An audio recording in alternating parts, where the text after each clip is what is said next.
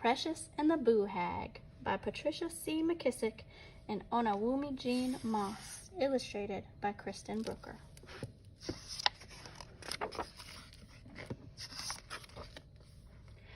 Ooh-wee! Precious had been up all night with a stomach ache. Since it was corn planting time, every hand was needed in the fields. "Got no choice but to leave you here," Mama said. "Now remember, don't let nothing and nobody in this house, not even me, 'cause I got a key." After plenty of hugs and dozens of do's and don'ts, Mama finally left. "We're no farther than a stone's throw away," she called over her shoulder. "You need us? Come a-running, understand?" "Yes, ma'am," Precious answered, feeling like a big girl. "Don't worry, I'll be fine." "Do your chores. Don't make a mess. Don't ramble in my things. Do get your stuff off the floor." Before he left, Brother pulled Precious to the side. "Be sure to mind Mama now, 'cause if you let somebody in, you never know. It just might be Pruella the Boo Hag." "Who?" Precious asked with a disbelieving giggle. Brother scrunched his face. "Boo Hags live all over, everywhere, but Pruella is the one who lives on the prairie. She's tricky and she's scary, and she tries to make you disobey your mama." Precious held her breath as Brother went on. "Pruella is strange from head to toe. She ain't too smart, got no manners, hates clean water, can change her shape, and tells whoppers." Then his voice lowered as he added, "And she'll do most anything to get inside." Why does she want to get inside?" Precious asked, her voice quavering. Brother clicked his teeth. "You don't want to know. Just remember this. No Boo Hag can get inside your house less'n you let her in." Then he rushed to catch up with Mama.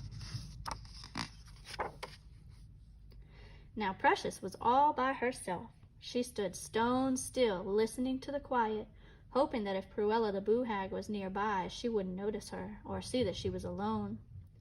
"What you doing standing like a bump on a pickle?" added Louise Patterson's voice boomed through the kitchen window, almost turning Precious inside out. "How come you not helping with the planting?" "Got a stomach ache," Precious answered, "and I can't let nothing and nobody inside, 'cause," and she sighed deeply, "it might be Pruella the Boo Hag." Addie Louise burst out laughing. "Who told you about that silly old stuff? Ain't no such thing as a Boo Hag." "Really?" Precious said, mad that she'd fallen for another one of Brother's stories. "Better watch out for the little green men from Mars, too," Addie Louise teased and skipped away. Even though Addie Louise was sure to tell the whole county that Precious was a scaredy cat, the girl felt much better. "There's no such thing as a Boo Hag, especially one named Pruella," she told herself with a pinch of confidence. To pass the time, Precious looked through Mama's handkerchiefs, then tried on her Sunday hat and high-heel shoes. She was having fun counting all the strawberry preserves when suddenly the birds stopped singing. The air felt thick and cold. Honeysuckle wilted on the vine, and the sunny day took on a dark and dreary disposition. Precious looked out the kitchen window. Didn't see nothing. She peered out the side windows. Didn't see nothing either. But when she went to the front window, there it was, riding on the back of a storm, the biggest, meanest something Precious had ever seen. It had eyes of burning cinder and hair that shot out like lightning. "Pruella the Boo Hag is real," she whispered, "and she is one awful sight." "Open the door and let me in," shouted a voice that rumbled like rolling thunder. The wind whirled and twirled and shook the whole house. Precious shook too, and in a small voice she answered, "My mama told me not to open the door for nothing and nobody." Quick, she dashed behind a curtain and sang her fear. "Pruella is a Boo Hag. She's right outside my window. She's tricky and she's scary, but I won't let her in." The Boo Hag howled and threw lightning, but Precious held fast. Louder and louder she sang, "But I won't let her in." At last Pruella grumbled and sputtered, and poof, she was gone. Instantly the sun came out. The birds started chirping, and the daisies lifted their faces to the light. Precious opened the window and filled her lungs with fresh-smelling air, and she sang her victory. Cruella is a Boo Hag. She was right outside my window. She's tricky and she's scary, but I didn't let her in. While she was still humming, a woman opened the front gate and came stepping down the walk, looking like a runaway rainbow. "Morning to you," she spoke, real cheery, then took a seat in Mama's porch rocker. "Good morning," Precious spoke back, noticing that the woman wore one pink shoe and one orange shoe. "It's hot as you please," the visitor screeched, looking over Precious's head to see inside. "Bring me something to drink. Tea, juice. Dirty dishwater will do." "Did you say dishwater?" "Said no such thing," the woman snapped back. "Hurry up anyhow, I'm thirsty."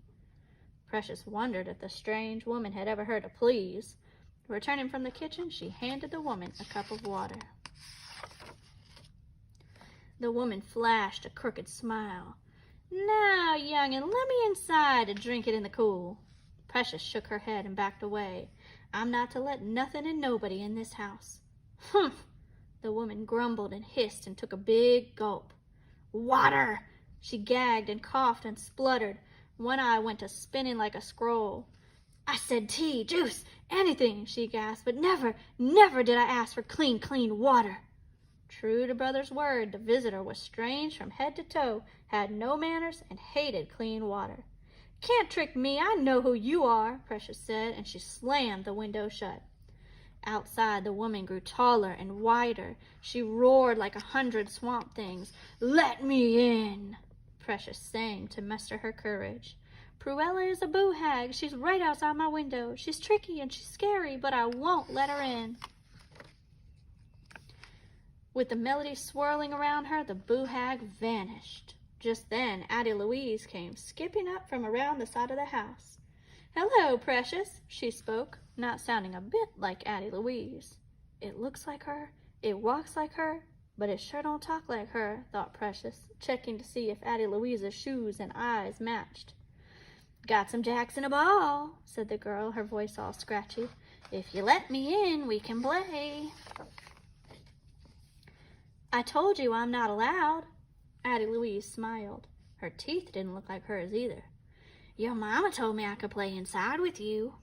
Precious put her hand on the doorknob. "Well, if Mama says it's okay." The Addie Louise thing got so excited her toes popped through her shoes. They were big and hairy and smelled awful. Precious pulled back her hand. Thinking fast, she asked all sweetly, "Doesn't Mama look pretty today in her blue apron?" Truly she does." "You're telling a big whopper," Precious shouted. "Mama's apron is green. Cruella is a Boo Hag. She's right outside my window. She's tricky and she's scary, but I didn't let her in." In a fit of fury, the Boo Hag left, leaping wildly over the prairie like a March hare. For the rest of the day, Precious watched and waited for signs of Cruella the Boo Hag.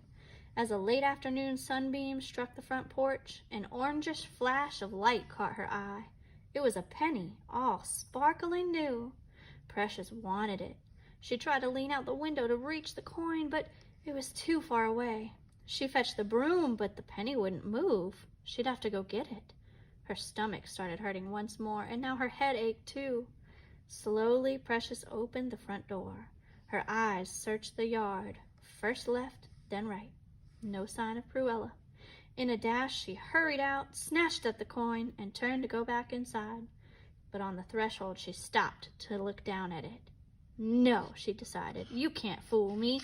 And she flicked it over her shoulder. Poof! It was gone before it hit the ground. When Mama came home, she was very proud of Precious. "I knew I could trust you," she said, and gave her daughter a hug.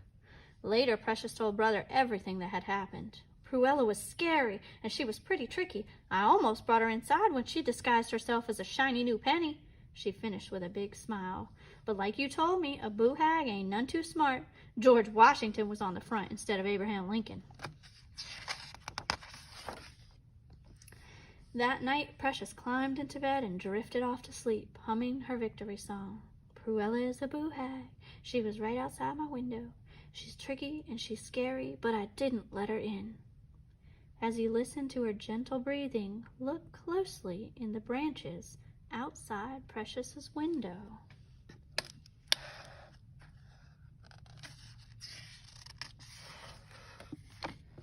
You may just see a strange and scary creature waiting to get in. The end.